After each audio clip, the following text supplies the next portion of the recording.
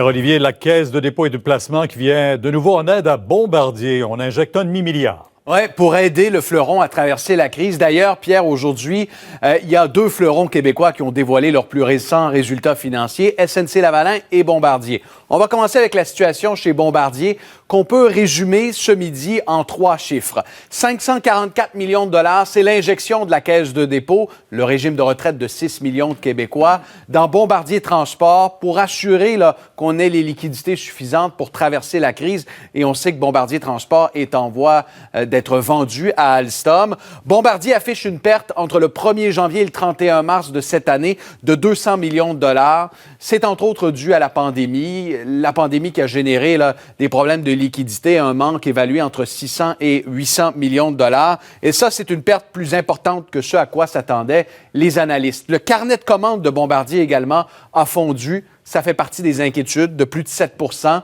Et le PDG, le nouveau PDG, Éric Martel, l'ancien grand patron d'Hydro-Québec, a dit ce matin, on ne sait pas trop quelles seront les répercussions de la pandémie sur les livraisons de jets d'affaires, entre autres les jets d'affaires Global 7500. On sait qu'avec la paralysie actuelle du trafic aérien, il risque d'y avoir des impacts.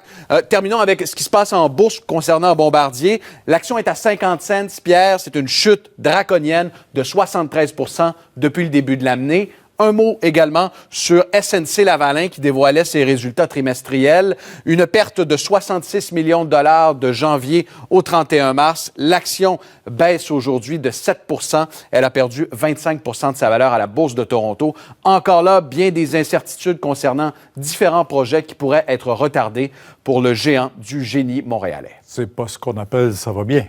Non. Merci. Un jour, ça ira peut-être mieux. Oui, on le sait.